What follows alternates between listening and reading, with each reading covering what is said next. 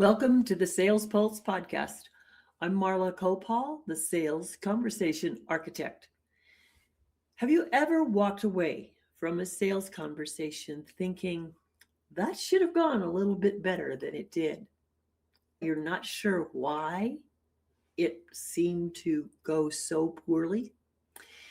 The conversation was fine. You said the right things.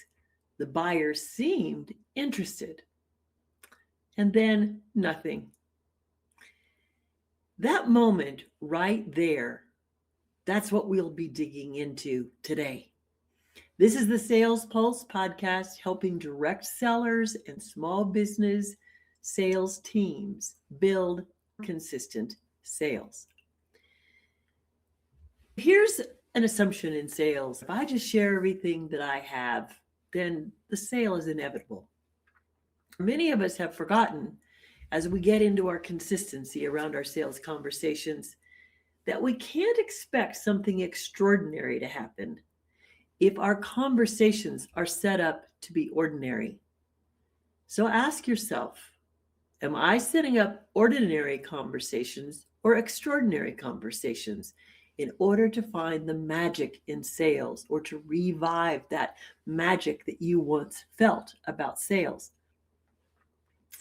Sales conversations succeed because of what you discover from the buyer, something that is never in a script. We don't read minds. No salesperson is a mind reader. They might see patterns that seem similar, but they still are not exactly what will fit for each buyer. Conversations succeed because of the conditions you create with each buyer. The things that will make each buyer want to stay involved with you and continue the conversation because it feels personalized. Some of the things that will help us out is to pay attention to the first question we ask the buyer. We are setting the emotional tone when we offer the buyer an opening to share who they are. When we do that, we then want to match their tone and their pace. Are they speaking slowly? Are they speaking quickly?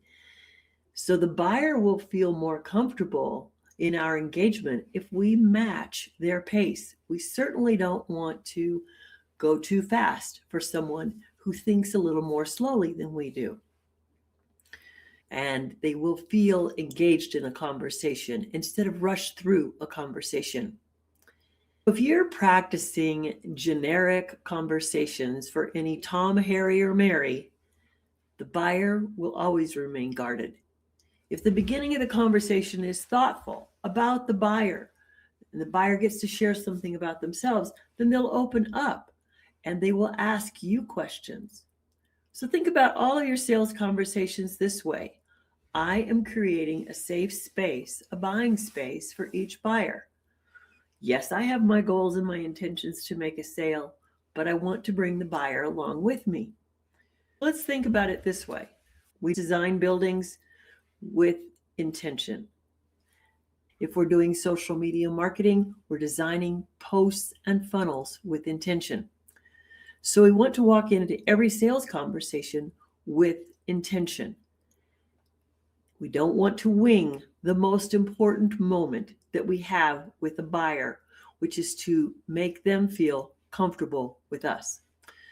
Most of you are not sales beginners. You've had a lot of experience, but you are comfortable with what it is that you're doing. So you're savvy, you've had some experience as an entrepreneur, a coach, a direct seller, but sometimes you get a little lazy and the intention might just sit over on the shelf and you go into your normal pace and conversation and sometimes get started so quickly you forget who the buyer is.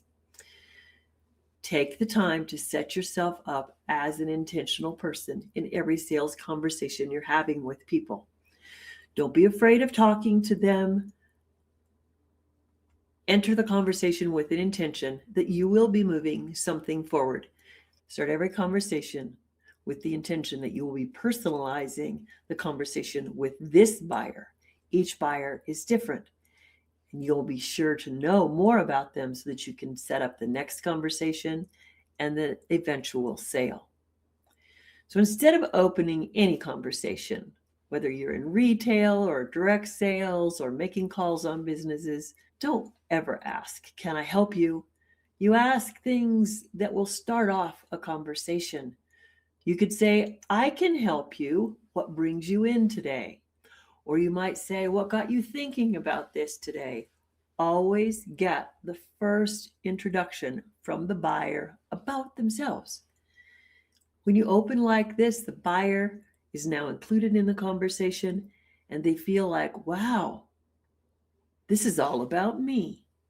Those first impressions are very, very important. When they don't hear a pitch, but they hear questions about themselves, they lower their defenses. You don't want the buyer defending any decision they made to see you today. Just let them share what's top of mind and their jumbled thoughts and anything that they're thinking they might want to take action on, because that's the springboard for your conversation. When buyers share their thinking, you finally have something to work with and a conversation to create. Now, when you're focused on the buyer, you will be creating the buying space. It's not your intention to push a conversation forward. You're designing it step by step with the buyer. And those are the conditions for making magic in sales. You don't have any hype, you don't bring any pressure, and you certainly don't give overly persuasive arguments. You're just creating a conversation that allows each person to fit with your product or your service. If your sales conversations feel flat or you feel like they're starting to go wrong, don't look back at what you said. Look at the tone and the pace and how you set up the conversation.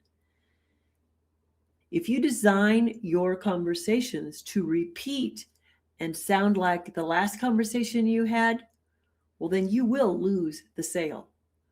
The moment you design the conversation to fit each individual buyer, where they feel unique, your conversation is unique, you can share the same facts about your products, but how you get to those opportunities to present those facts and those features, that's what makes the conversation unique.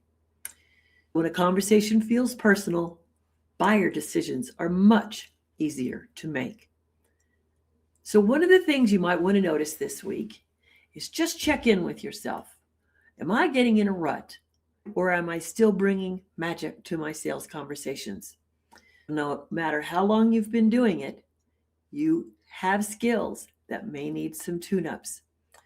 Get started today by subscribing to the Sales Pulse podcast on YouTube, Apple, or Spotify.